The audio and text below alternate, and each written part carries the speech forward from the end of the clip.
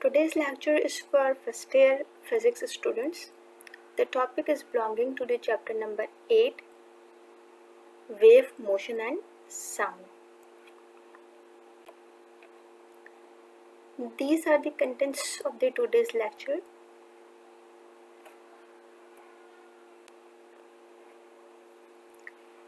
जैसे टाइटल हमारा है चैप्टर का वेव, मोशन एंड साउंड, इससे हमें पता लगता है कि इस चैप्टर में हम वेव की मोशन के बारे में पढ़ेंगे फर्स्ट पार्ट में। तो हम पहले अंडरस्टैंड करते हैं कि मोशन इटसेल्फ होती क्या है। किसी भी बॉडी की दो स्टेट पॉसिबल है, या तो वो रेस्ट में होगी या फिर वो मूव कर रही होगी, यानी मोशन में होगी।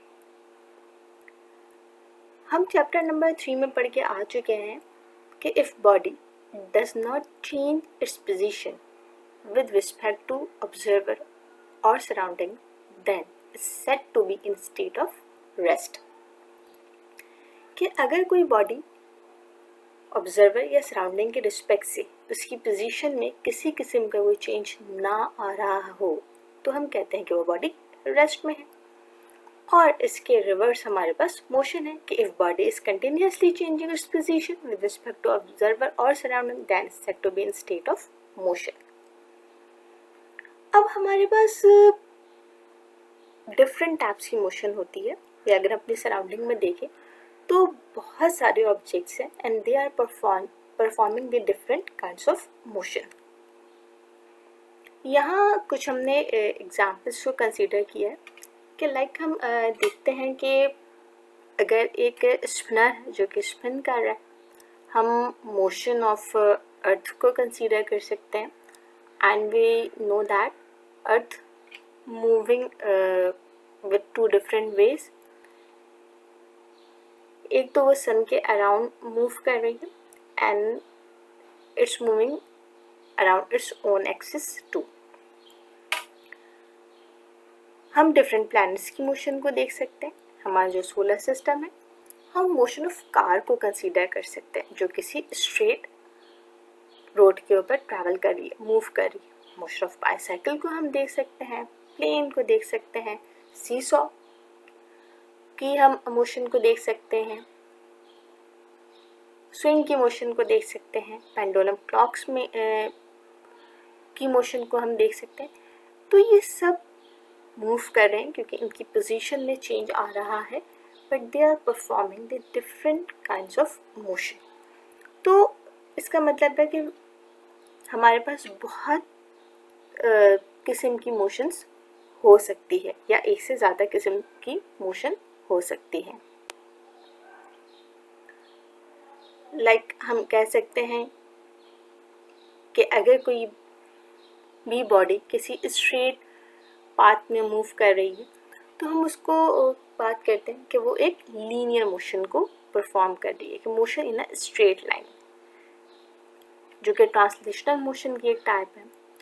मोशन किसी कर्व में भी हो सकती है, किसी सर्कुलर ऑर्बिट में भी हो सकती है। हम रोटेशनल मोशन की बात भी कर सकते हैं, जो अभी हमने बात की थी कि एक स्पिनर की मोशन को हम देख रहे थे, या हम अर्थ की मोशन को देख रहे थे जो वो मूव कर रही थी अराउंड इट्स ओन एक्सिस को। हम डिफरेंट बर्ड्स की मोशन को देख सकते हैं, जो स्मोक होता है एयर में उसकी मोशन को देख सकते हैं। ये सब रैंडमली मूव कर रहे होते हैं, तो ये रैंडम मोशन कहलाती है। हम अगर एक पेंडुलम की मोशन को कंसीडर करते हैं या सॉलिड पार्टिकल्स की मोशन को देखते हैं तो वो एक टू एंड फ्रो या बैक एंड फोर्थ मोशन को परफॉर्म कर रहे होते हैं। They are called the oscillatory और वाइब्रेटरी मोशन। ठीक है, तो हमारे पास डिफरेंट टाइप्स की मोशंस होती हैं, लेकिन यहाँ हमारा जो मेन कंसर्न है वो वाइब्रेटरी मोशन से है। तो हम डिटेल में कंसीडर करते हैं और डिस्कस करेंगे वाइब्रेटरी मोशन को। तो अब हम बात करते हैं कि वाइब्रेटरी मोशन क्या होती है। इसको हम ऑसिलेटरी मोशन भी कहते हैं। A type of motion in which body moves to and fro about its mean position, it's called vibratory motion. यहाँ कुछ डायग्राम में या पिक्चर्स में देख सकते हैं कि एक स्ट्रिंग की एग्जाम्पल को कंसीडर किया गया है जिसके दोनों एंड फिक्स्ड है। अगर हम उसको प्लग करते हैं सेंटर से तो स्ट्रिंग ऊपर जाएगा, देन वापस आएगा अपनी ओरिजिनल पोजीशन पे, इक्विलिब्रियम पोजीशन पे, and then moves downward. Again it's come back to the mean position, then move upward. तो वो एक टू एंड फ्रो मोशन कर रहा होता है अबाउट द मीन पोजीशन। तो ऐसी मोशन को हमने क्या कहते हैं? Vibratory motion. अगर हम किसी सितार या गिटार या वायलिन के स्ट्रिंग की मोशन को ऑब्जर्व करें तो वो भी बिल्कुल इसी तरह से टू एंड फ्रो मोशन को परफॉर्म कर रहा होता है। ये सारी एग्जाम्पल्स हमारे पास है वाइब्रेटरी मोशन की, क्योंकि वेव की जो मोशन है वो वाइब्रेटरी मोशन है, इसलिए हम अंडरस्टैंड कर रहे हैं कि वाइब्रेटरी मोशंस क्या होती हैं। अब हमारे पास एक स्पेशल टाइप की वाइब्रेटरी मोशन है जो कि कहलाती है सिंपल हार्मोनिक मोशन।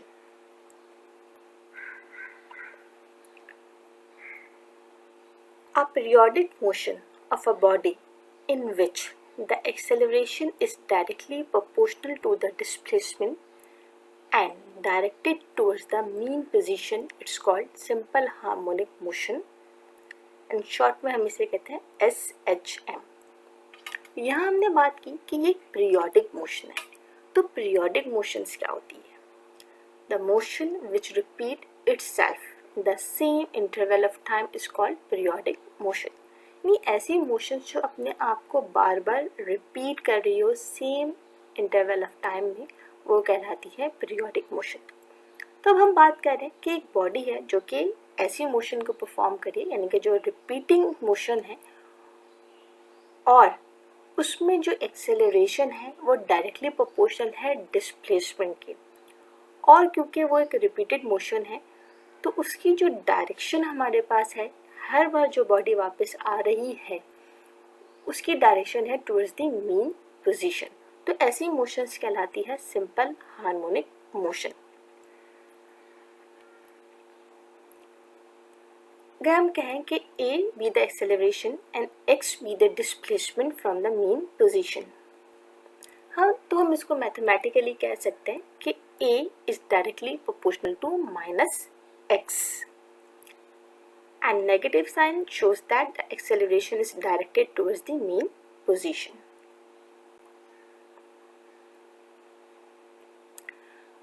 हम यहाँ कंसीडर करते हैं SHM की एग्जाम्पल को। SHM की बहुत सारी एग्जाम्पल्स हैं, लेकिन यहाँ हम जो 3 एग्जाम्पल कंसीडर कर रहे हैं ये वही हैं जो आगे इस चैप्टर के अंदर हम डिटेल में डिस्कस करेंगे। तो motion of mass spring system, motion of projection of a body moving in a circle, and the motion of a Bob of a pendulum. जो पेंडुलम की सबसे कॉमन एग्जाम्पल हम वाइब्रेटरी मोशन के लिए और सिंपल हार्मोनिक मोशन के लिए पढ़ते आ रहे हैं। हम मोशन ऑफ पेंडुलम को देख सकते हैं कि ये एक बैक एंड फोर्थ मोशन को परफॉर्म करता है और हर बार ये वापस आता है अपनी सेंटर पोजीशन पे, यानी कि मीन पोजीशन पे। कुछ कंडीशंस हमारे पास है सिंपल हार्मोनिक मोशन की कि अगर कोई बॉडी उन कंडीशन को फुलफिल करेगी तो हम कहेंगे कि body is performing the simple harmonic motion.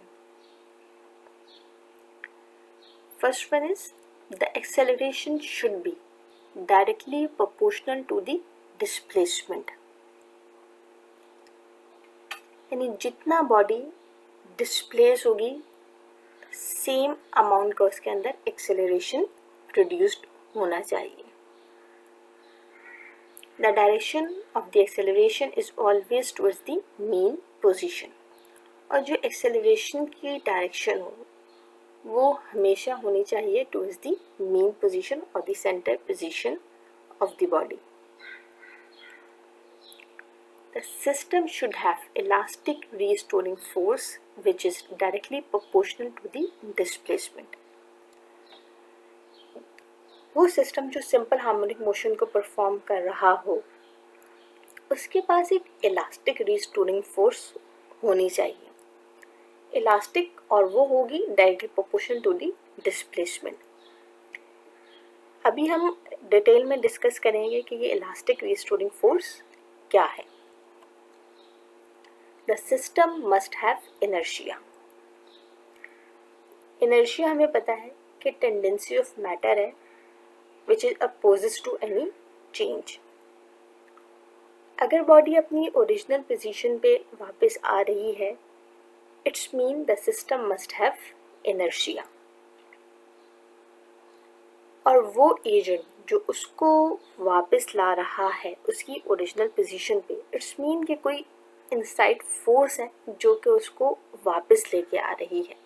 तो वो फोर्स कहलाती है इलास्टिक रिस्टोरिंग फोर्स. यहाँ हम एक रीज़न को भी डिस्कस करते हैं कि why all simple harmonic motion are vibratory motion but converse is not true.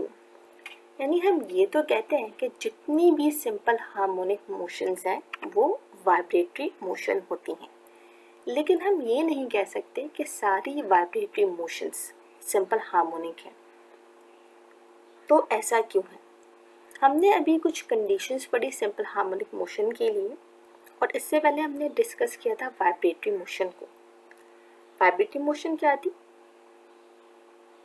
A body moves to and fro about its mean position.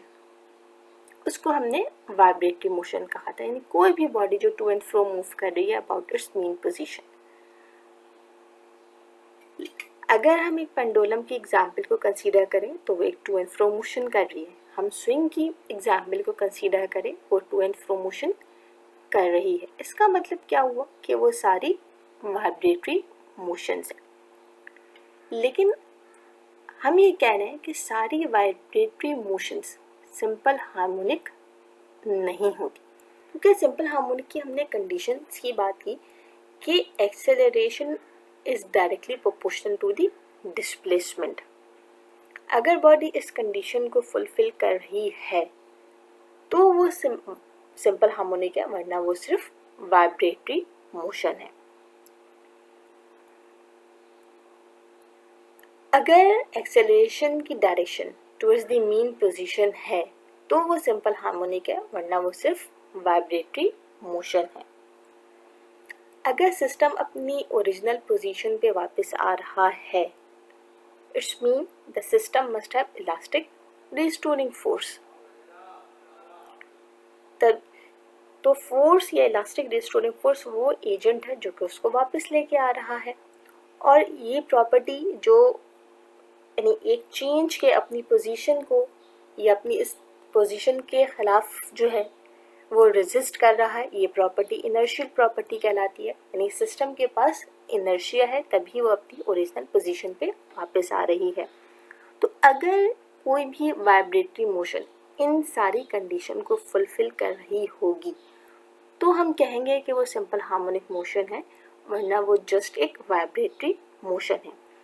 Pendulum ये सारी कंडीशंस को फुलफिल कर रहा होता है तो वो सिंपल हार्मोनिक मोशन है. लेकिन अगर हम मोशन ऑफ मोबाइल को कंसीडर करें तो हम ये देखते हैं कि मोबाइल हमेशा अपनी ओरिजिनल पोजीशन पे वापस नहीं आता, बल्कि वो डिस्प्लेस हो रहा होता है. इसका मतलब है कि मोशन ऑफ मोबाइल वाइब्रेटरी तो है लेकिन सिंपल हार्मोनिक नहीं है. तो हम कह सकते हैं कि all simple harmonic motions are vibratory motion. यानी वाइब्रेटरी मोशन एक मेन क्लास है और सिंपल हार्मोनिक मोशन उसका एक स्पेशल केस है कि अगर ये कंडीशन है तो वो सिंपल हार्मोनिक है, वरना motion of the body just vibratory. हमने अभी बात की थी इलास्टिक रिस्टोरिंग फोर्स की. तो हमें पता है कि हमारे पास जो मटेरियल है वो इलास्टिक मटेरियल कौन से होते हैं जिनमें इलास्टिसिटी हो. यानी कि प्रॉपर्टी है कि जब आप किसी ऑब्जेक्ट पे फोर्स अप्लाई करें तो अगर वो स्ट्रेच हो रहा है और जब आप फोर्स को रिमूव करें तो वो वापस आ रहा है अपनी ओरिजिनल पोजीशन पे। वो स्ट्रेच हो रहा है due to the applied force, और वो जो वापस आ रहा है अपनी पोजीशन के ऊपर या अपनी शेप को रिटेन कर रहा है वो एक रिस्टोरिंग फोर्स की वजह से है। तो वो फोर्स, वो जो मटेरियल की प्रॉपर्टी है वो इलास्टिसिटी कहलाती है, और वो फोर्स जो उसको वापस लेके आ रही होती है वो कहलाती है इलास्टिक रिस्टोरिंग फोर्स, और वो मटेरियल कहलाते हैं इलास्टिक मटेरियल, और अगर मीडियम है तो इलास्टिक मीडियम। तो हम कह सकते हैं कि in an elastic medium such a force which opposes the applied force is called elastic restoring force। ये हमेशा applied force को अपोज कर रही होगी। It is due to elasticity। Obviously ये जो है ये उस मटेरियल की प्रॉपर्टी है, अगर वो इलास्टिक मटेरियल है तो उसमें इलास्टिसिटी होगी और वो एक इलास्टिक रिस्टोरिंग फोर्स को ऑफर कर रहा होगा। हम इसको एक्सप्रेस कर सकते हैं कि F directly proportional to minus K x.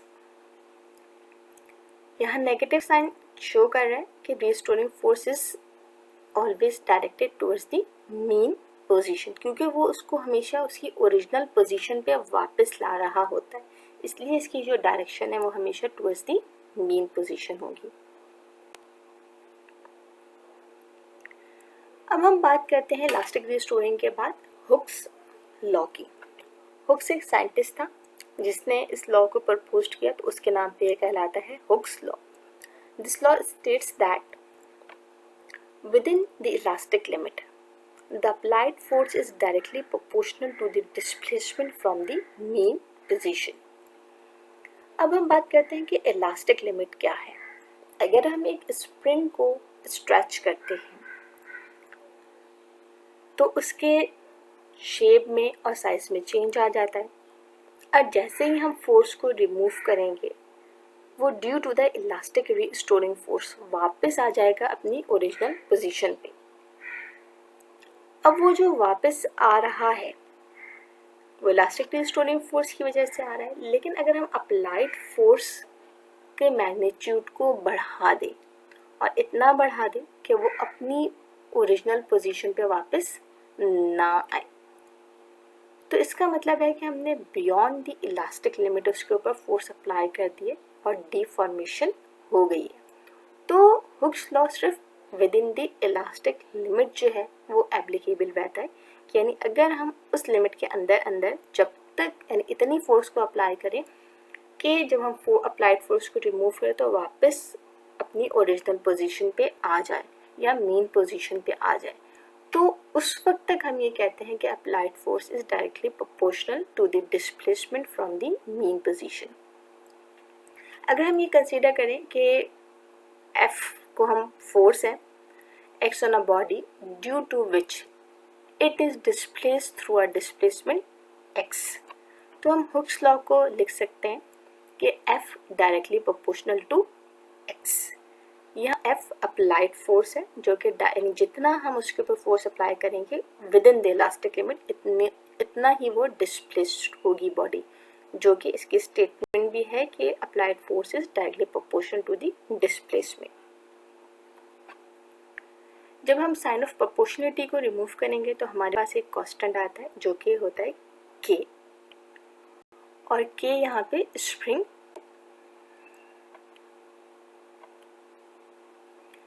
Constant को हम डिफाइन कर सकते हैं force per unit extension. Mathematically हम इसको लिख सकते हैं कि if F is equals to kx then K is equals to F upon x, और यहीं से हमने इसकी डेफिनेशन बनाई है कि फोर्स पर यूनिट एक्सटेंशन। इसकी जो वैल्यू है वो डिपेंड करती है nature of the material of the spring पे। जितने स्प्रिंग ज़्यादा इलास्टिक होगा उतनी यानी उसकी नेचर पे कर रहा है उतनी ही K की वैल्यू ज़्यादा होगी। हम इसके यूनिट को भी बता सकते हैं कि हमें पता है फोर्स का यूनिट है न्यूटन और जो एक्सटेंशन हो रही है वो मीटर्स में हो रही है, तो ऐसा unit of spring constant is Newton पर मीटर और न्यूटन मीटर इनवर्स। अब हम कंसीडर करते हैं कि motion under elastic restoring force को, जिसके लिए हम एक मास स्प्रिंग सिस्टम को कंसीडर करते हैं, which is executing the simple harmonic motion. हमने एक मास लिया, एक ब्लॉक को लिया, उसके एक एंड को स्प्रिंग से अटैच कर दिया और स्प्रिंग का दूसरा एंड किसी रिजिड सपोर्ट के साथ अटैच कर दिया। हम पहले सेंटर वाली डायग्राम को देखते हैं जहाँ पे ए मेंशन है, एम यहाँ पे मास ऑफ द सिस्टम को शो कर रहा है, x position of the system है, यानी x mean position of the system हमारे पास है, F applied mean applied force और एफ रिस्टोरिंग फोर्स।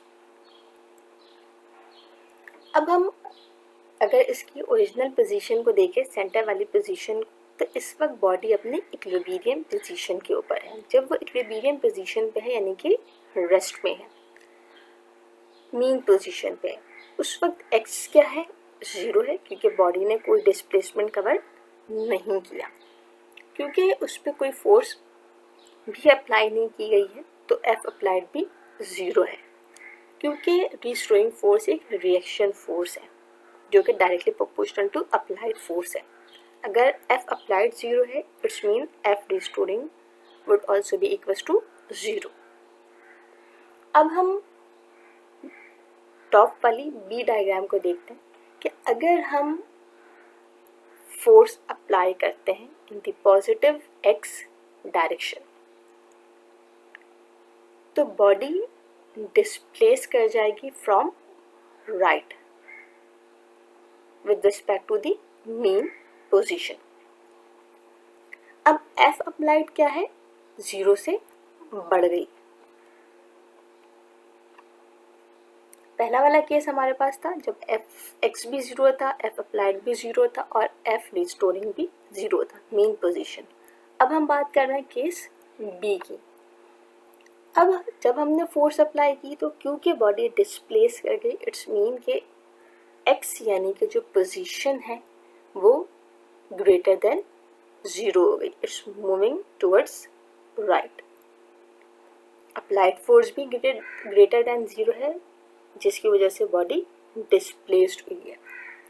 लेकिन अगर बॉडी मूव कर गई है from right side, it's mean कि उस वक्त जो रिस्टोरिंग फोर्स है वो लेस देन 0 है। अब हमने फोर्स को अप्लाई किया और उसको रिमूव कर दिया। जैसे ही हम फोर्स को रिमूव करेंगे तो बॉडी स्टार्ट ऑसिलेटिंग, वो वापस आएगी मीन पोजीशन पे, देन मूव्स टुवर्ड्स लेफ्ट। जब वो लेफ्ट साइड पे मूव करती है तो x, क्योंकि वो मीन पोजीशन से बैक आ गई, यानी कि x is less than 0, applied force remove हो गई थी, तो F applied is also less than 0, और वो एजेंट जो उसको वापस लेके आ रहा था वो कौन है, रीस्टोरिंग फोर्स। इट्स मीन के F रीस्टोरिंग ग्रेटर देन 0। इसी तरह बॉडी कुछ देर तक ऑसिलेट करेगी between these 2 points and then is stop. लेकिन जब तक ये ऑसिलेट करती रहेगी तब तक हम ये देखेंगे कि ये हमेशा राइट मीन लेफ्ट, फिर लेफ्ट मीन राइट, यानी कि body moves between two extreme points and always come back to the mean position। हम कंसीडर ये करते हैं कि हमने सिस्टम को प्लेस किया है एक हॉरिजॉन्टल फ्रिक्शनलेस टेबल के ऊपर, तो इस वजह से हम कहते हैं कि बॉडी जो है वो ऑसिलेट कर रही है, क्योंकि हमने फ्रिक्शनलेस टेबल कंसीडर की है। बट रियल में कुछ ना कुछ फ्रिक्शन ऑफर हो रही होगी, वो सरफेस जहाँ पे सिस्टम प्लेस है, तो कुछ टाइम के बाद मोशन स्टॉप हो जाएगी। लेकिन अगर फ्रिक्शन का फैक्टर 0 हो जाए, हम आइडियल केस की बात करें, तो फिर ये सिस्टम ऑसिलेट करता रहेगा। तो हमने यहाँ देखा कि जितनी ज़्यादा आपने इसके ऊपर फोर्स अप्लाई करेंगे within the elastic limit, उतना ज़्यादा बॉडी डिस्प्लेस्ड होगी। इसका मतलब है कि जो हमारे पास पहला इसकी कंडीशन थी कि F जो है वो डायरेक्टली प्रोपोर्शनल टू X है, कि जितनी फोर्स है उतनी ही ज़्यादा उसमें एक्सटेंशन हो रही है। फिर वो वापस आ रही है रीस्टोरिंग की वजह से, तो यानी जितनी उसमें अप्लाइड थी उतनी ही उसकी रीस्टोरिंग फोर्स उसमें जनरेट होगी। तो F applied directly proportional to F restoring होगी विद नेगेटिव साइन, क्योंकि वो अपोज कर रही है तो दोनों की डायरेक्शन अपोजिट होगी। अकॉर्डिंग टू हुक्स लॉ,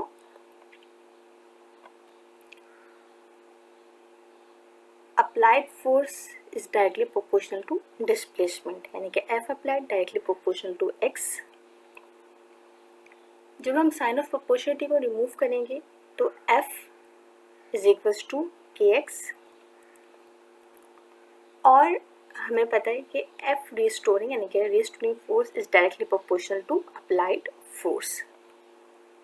लेकिन क्योंकि अप्लाइड और रिस्टोरिंग फोर्स हमेशा एक दूसरे को अपोज कर रही होती है, तो इन दोनों की डायरेक्शन और इस अपोजिशन को हम शो करते हैं विद नेगेटिव साइन, यानी कि direction of the restoring force is always opposite to the direction of the applied force.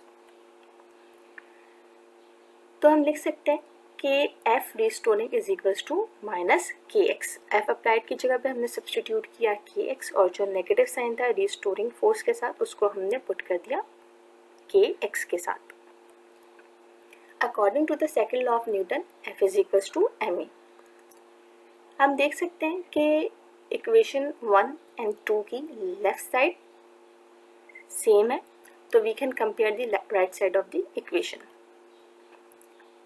तो combining equation 1 and 2, ma is equals to minus KX। यहाँ से हम कैलकुलेट कर लेंगे a को, तो a is equals to minus K over m। यहाँ जो K ओवर m है वो एक कांस्टेंट फैक्टर है, यानी स्प्रिंग कांस्टेंट और मास ऑफ द सिस्टम जो है वो कांस्टेंट है। हम जब इसको यहाँ पुट करेंगे तो equation number 3 become a directly proportional to minus constant x। जो इक्वल्स टू और कांस्टेंट का साइन कांस्टेंट है वो मिलके बनाएगा साइन ऑफ प्रोपोर्शनलिटी। तो हम कह सकते हैं कि a directly proportional to minus x, यानी जो हमारे पास मास स्प्रिंग सिस्टम था, मैथमेटिकली हमने यहाँ उसकी इक्वेशन को कैलकुलेट किया कि a directly proportional to minus x। हम कंक्लूड कर सकते हैं कि acceleration is directly proportional to the displacement, क्योंकि a directly proportional to x shows कि acceleration is directly proportional to the displacement. Negative sign indicates that direction is always towards the mean position,